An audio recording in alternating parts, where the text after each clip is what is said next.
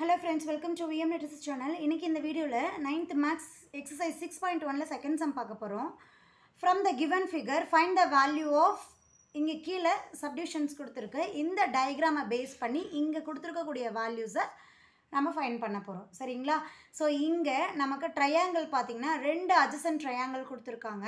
இதுல ஒரு ட்ரையாங்கிளுக்கு மட்டும் ரெண்டு சைடு மெஷர்மென்ட் இருக்கு. மீதி ட்ரையாங்கிளுக்கு நாம தான் மெஷர்மென்ட்டை ஃபைண்ட் பண்ண போறோம். ஓகேங்களா? சோ இப்போ ஆங்கிள் வந்து B and C ரெண்டிலயுமே இருக்கு. சோ தீட்டா இந்த இடத்துல இருக்கும்போது இந்த வேல்யூவை ஆப்போசிட் சைடு அப்படினு சொல்லுவோம்.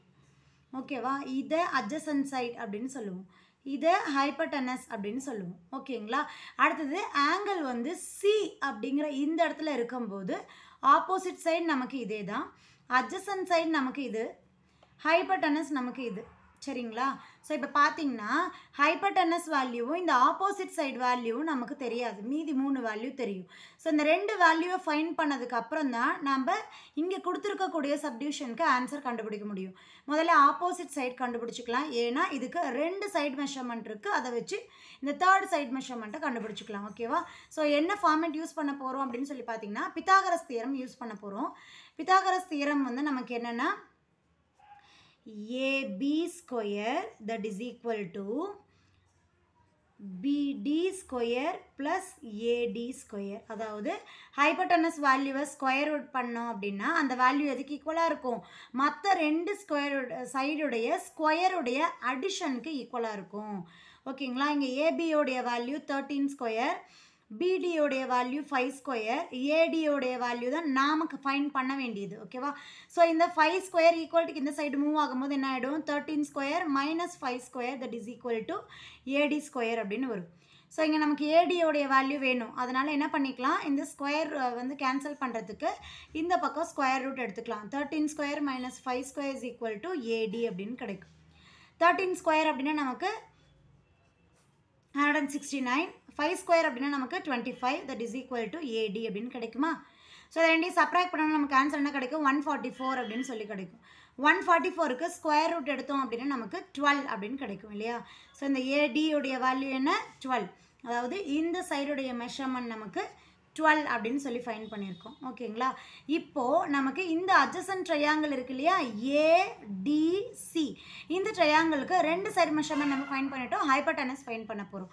சோ இதுக்கும் நமக்கு என்னது? ஹைபோடெனஸ் சைடுடைய ஸ்கொயர் அப்படிங்கிறது மற்ற ரெண்டு சைடுடைய ஸ்கொயருடைய அடிஷனுக்கு ஈக்குவல்.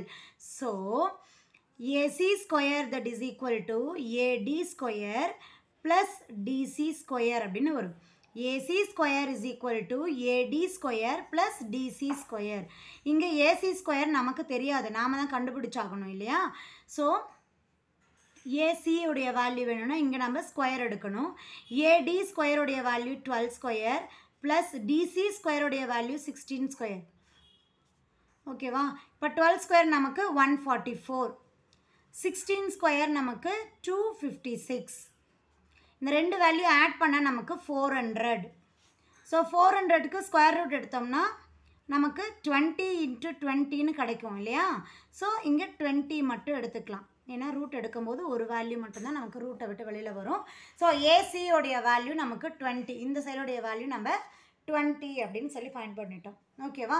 இப்போ இங்க கொடுத்திருக்க கூடிய சப்டிவிஷனுக்கு வேல்யூஸ் ஒவ்வொண்ணா ஃபைண்ட் பண்ண போறோம். sin B அப்படினு எடுத்துட்டோம்னா இந்த வேல்யூ இல்லையா? இதுக்கு சைனுக்கு நமக்கு வேல்யூ என்ன? Opposite divided by hypotenuse. Opposite நமக்கு 12, ஹைபோடெனஸ் நமக்கு 13. ஓகேவா? அடுத்து சீகண்ட் B.